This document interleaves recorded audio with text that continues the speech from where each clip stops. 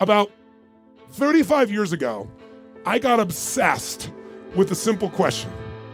What makes the difference in the quality of people's lives? What makes some people leaders and other people followers? What makes most people talk about a dream and never follow through, and other people, just a small percentage, kick ass, take names. You can throw any obstacle at them, they find a way to break through. What's the difference? And when I first grew up, I grew up very poor financially. I grew up in a very tough environment.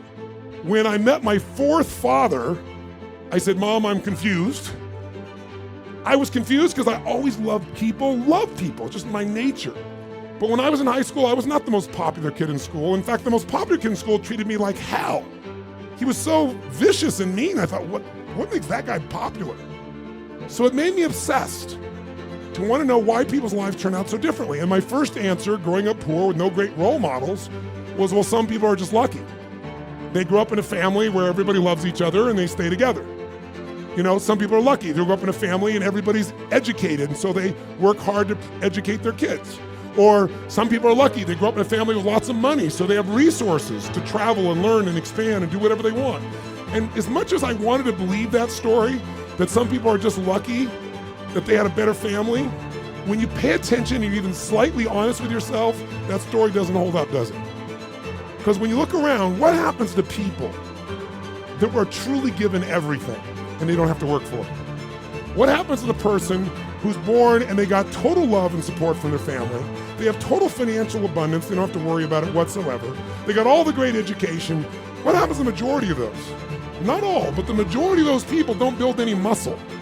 They're not hungry because everything was given to them, so they don't have any hunger that could give them drive. Which, if you ask me, Tony, what's the single most important key to success above anything else? It's not talent, it's not skill, it's hunger. If you get enough hunger going in you for an answer, you'll find the answer. If you get a hunger enough inside of you that says, I gotta take things to a next level, I gotta achieve, I gotta make a difference, I gotta expand, you will find the answer. People's intelligence will expand if they got enough hunger. But if you got everything and you're not hungry, you're not gonna have much. Look at the pathetic people you read about in the rag newspapers who were given everything. And as a result, what do you find out? The majority of people that are given everything, you find them living in rehab. They've been getting everything else and they're going in and out of rehab for drugs or alcohol or something else. And then you find these people that life seems to have stepped on. You know the kind of people I'm talking about? Life has kicked them in the face. They've experienced tremendous injustice. Nothing has been fair to them. They've been abused mentally, emotionally, sexually, spiritually, whatever. And very often those are the very people that most of us are inspired by, who achieve levels that most people never dream about and who touch society. For example, what would you guess would be the future for a child if I described their background? Because most people think biography is destiny. What you've been through determines who you are. And most of us, if we're not succeeding, can tell everybody the stories of why we're in that place. But it's much more fun to tell people where you are today in spite of what happened in your life. That's a much more interesting story, isn't it? But if you look around, what if a person's story is this? True story. A person's born and their father's not there as a baby. Their father left before they got there. Their mother is going to raise them and their mother's 13. A child being raised by a child. If that's all I told you, what would you predict the future of this child would be? Good? Real positive, uplifting, expansive, powerful, influential, or concerning? Concerning. What if I said this 13-year-old mother didn't know what to do with this baby and was overwhelmed, so she gave the baby most of the time to her grandma, who had lots to deal with?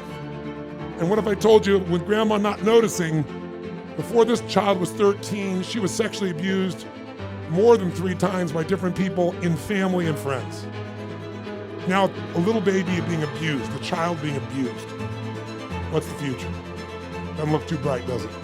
What if I told you at 13, when the baby turned 13, this baby became exactly like her mother and became pregnant as well.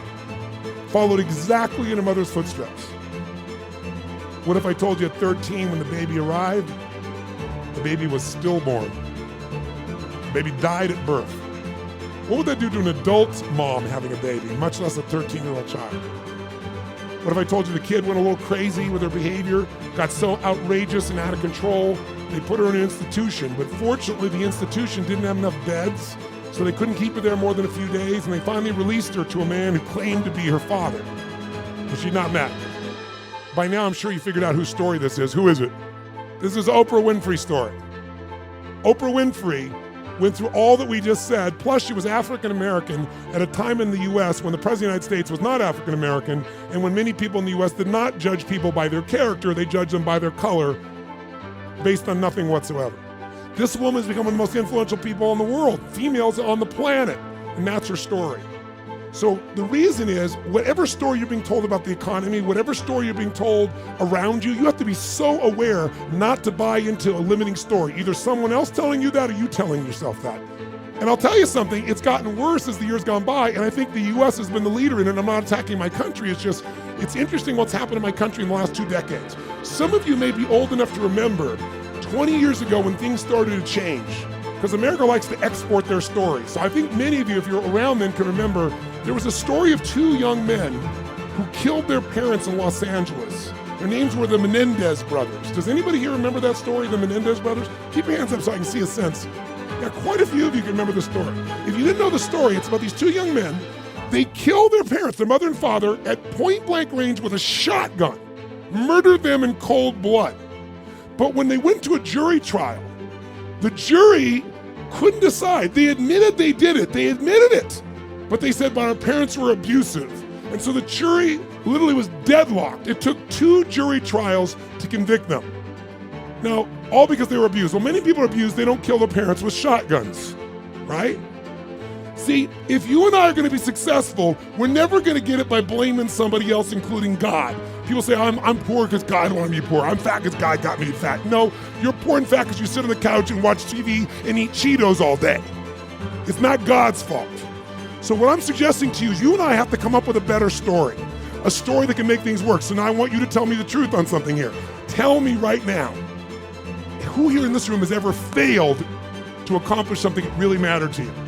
We all know we failed at some point. The first time I ever asked this question on stage, it was spontaneous. I was at this group called TED, Technology, Entertainment, and Design. And I asked everybody in the audience, because they're all multi-billionaires, the guys that started Yahoo, the guys that started Google. It's this really unique group of people. And they're in this darkness. And they weren't responding, so I said, let me just ask you a question. How many of you have ever failed? No one raised their hand.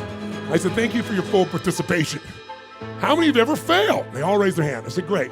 When you failed in the past, why did you fail? And this is where you hear people's story. Remember why I'm telling you this? Because I want to tell you right now, you might write down something. Change your story, change your life.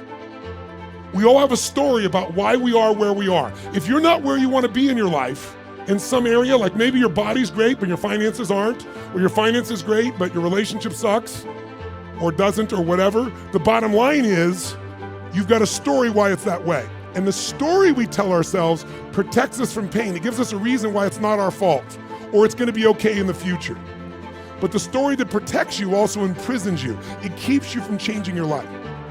So in order to create a change in your life, you really truly got to change your story.